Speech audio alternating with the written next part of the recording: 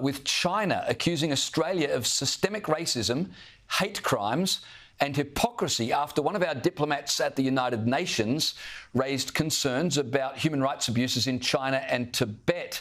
Now, Labor's made a show of themselves kowtowing to China. President Xi Jinping is right now off meeting with Russia's Vladimir Putin. The Prime Minister, Anthony Albanese, has responded. He said Australia will agree where we can, disagree where we must. That was his response to China calling us a systemically racist nation. Is that a good enough response from the leader of Australia? It's not a good enough response from Anthony Albanese. That is just his go-to bland talking point when he has anything to say about the China relationship. Someone of substance who's our Prime Minister should be able to contribute more than just the basic talking points.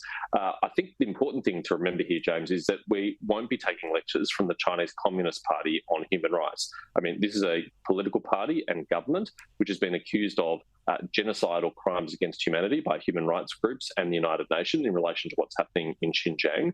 This is a government which has persecuted the Falun Gong people, that has persecuted the Tibetan people, that has persecuted the people of Hong Kong, that's persecuted the Christian church within China and many other religious and ethnic minorities throughout their history. So it's literally the last government in the world we would take a lecture from.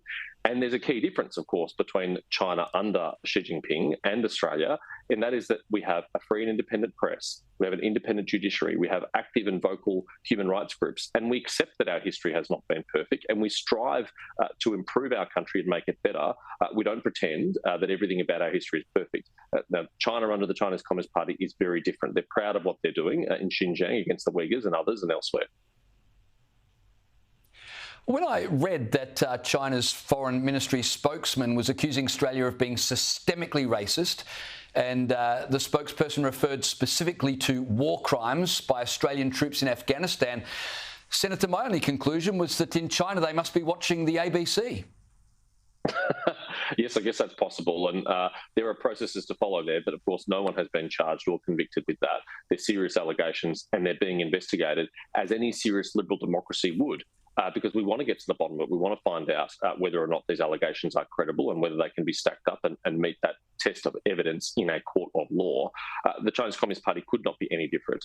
They would never investigate their own soldiers for any misdeeds. In fact, they typically reward them, as we've seen recently, when a propaganda video promoted the unsafe, dangerous and unprofessional interactions that the People's Liberation Army had with Australian Air Force and Navy personnel operating in the region. So we have a very different approach to China, and we won't be taking lectures from the Chinese government.